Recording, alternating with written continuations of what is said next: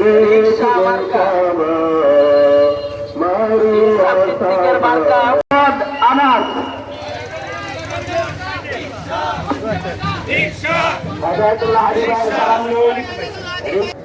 সংগ্রামী সাথী বন্ধুগণ, আমরা যে আওয়াজ দিয়েছি সে আওয়াজ হলো খেলাফত প্রতিষ্ঠার আওয়াজ।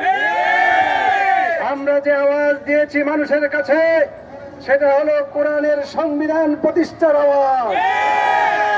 আগামী দিনে এই বাংলাদেশ হবে ইসলামের বাংলাদেশ।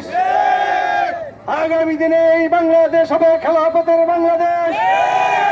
আমরা মুসলমান, আমাদের সংবিধান আল কোরআন, এর বাইরে এই দেশে কোনো আইন থাকতে পারে না। আমরা মুসলমান, আমাদের সংবিধান হবে আল কোরআন।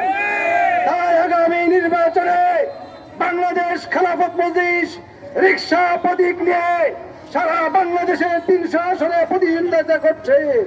তেমনি ভাবে এই কিশোরগঞ্জ এবং হোসেনপুরে রিকশা প্রতীক নিয়ে আমরা নির্বাচনে মাঠে অবতীর্ণ হয়েছি।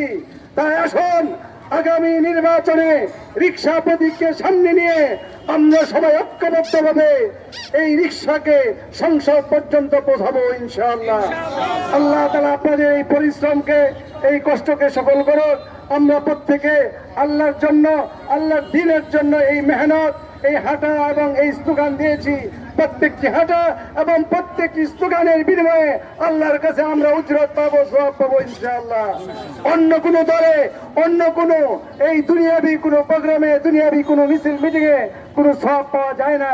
কিন্তু আল্লাহর আওয়াজ, নারায়ে তাকবীরের আওয়াজ, যেখানে যে জনপদে যে মানুষকে উচ্চারণ করবে তার সওয়াব লেখা হবে। তাই আমরা সবাই সওয়াবের কাজ করলাম এই আসরের পর থেকে এই পর্যন্ত। আগামী দিনে যখনই আপনাদেরকে আহ্বান করা হবে রিকশার পক্ষে, খেলাফতের পক্ষে, আপনি এভাবে আমাদের সাথে অংশগ্রহণ করে আমাদের প্রোগ্রামকে বাস্তবায়ন করবেন।